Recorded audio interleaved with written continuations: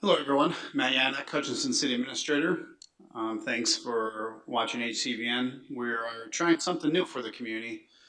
In the past, I've got on here and I've shared information about the upcoming City Council meeting and the agenda, and thought that we would try something new and do a review of what happened at the City Council meeting. So this is our first attempt at that.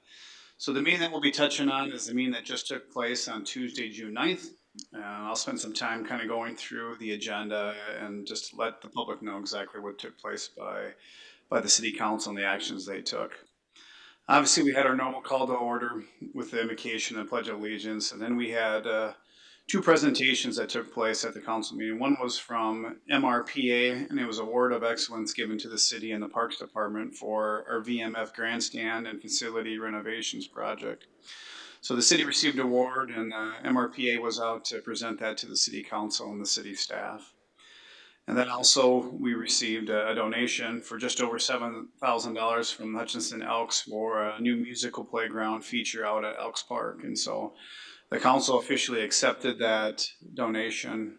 The Elks were in attendance to present that check, and then just touch on the project. There is a new musical play feature that will be going in out at Elks Park for the public.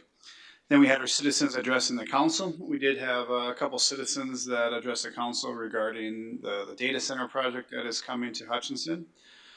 For those of you that weren't able to watch the meeting, I would encourage you, if you have questions on that, the city has posted on the front page of our webpage a document that has some frequently asked questions regarding that project. And so if you'd like to learn more about the project that's coming to town, I encourage you to go to our webpage. Look on the front page. There should be a section there that has information on the proposed data center.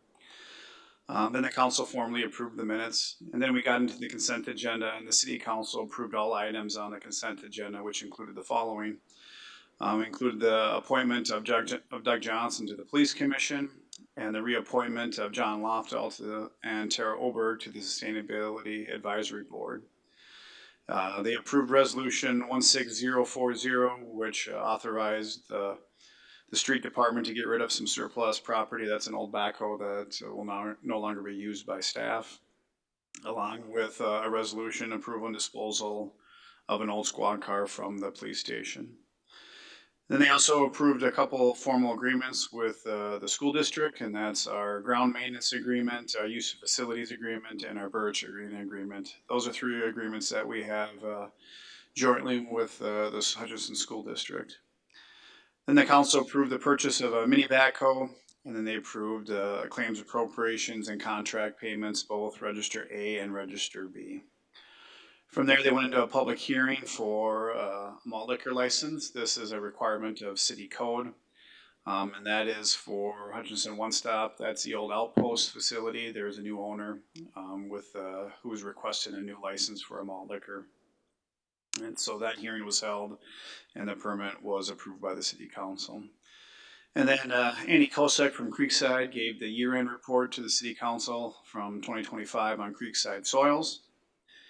And then we went into unfinished business. The council had a second reading with the adoption of ordinance 26-876. This is an ordinance that amends section 130.27 of the city code relating to prohibited public conduct and property condition nuisances. Essentially what this ordinance is, this has to do with sleeping on public sidewalks. You may recall there were some conversations last fall with the city council and the downtown business district regarding concerns on homelessness and individuals sleeping on the public sidewalk. And so this ordinance will address that concern.